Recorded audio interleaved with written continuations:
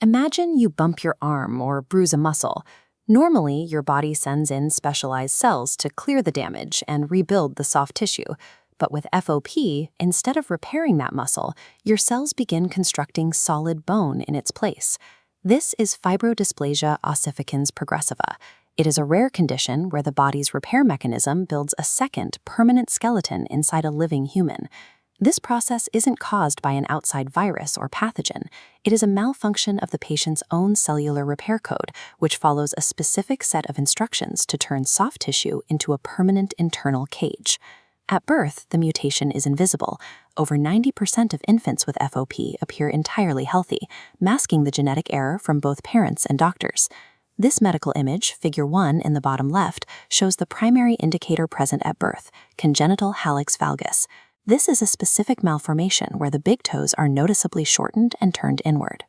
Because FOP is so rare, it often triggers an iatrogenic trap. Routine medical care, like the intramuscular vaccine seen in this photograph, or a biopsy for a misdiagnosed tumor, can trigger a rapid surge in new bone growth. Standard medical procedures intended to protect or diagnose the child act as the catalyst for the very bone growth that leads to their paralysis. This process starts at the molecular level. As shown in the normal repair pathway of Figure 2, a soft tissue injury causes the body to release activin A. Usually, this molecule acts as a signal to trigger inflammation, clearing the way for stem cell repair. In FOP patients, a genetic substitution called the R206H mutation occurs in the ACVR1 gene. Looking at the top right of Figure 2, we see the result of that mutation. It creates a hypersensitive receptor that reacts to the arrival of activin A by triggering the growth of new bone. A single amino acid swap in this receptor changes how the body interprets signals for inflammation, turning a repair command into a bone-building command.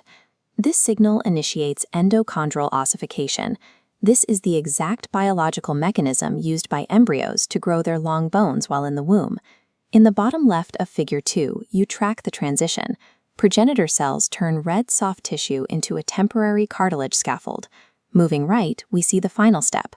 That cartilage calcifies, maturing into solid bone the body cannot reabsorb.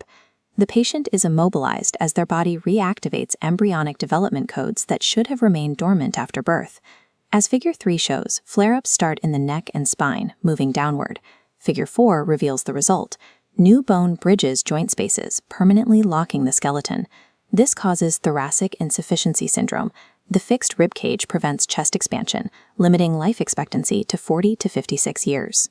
The primary cause of death is not the new bone itself, but the chest becoming too rigid for the lungs to take in air.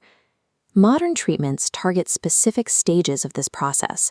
Palovarotene is a drug that wedges into the receptor pathway, blocking the intermediate cartilage phase to stop new bone from forming. Other strategies include monoclonal antibodies, like garetosmab, which are designed to neutralize the activin A signal before it can reach the mutated receptor. FOP demonstrates how one genetic substitution redirects the body's healing process, turning a system designed for repair into a mechanism for permanent immobilization.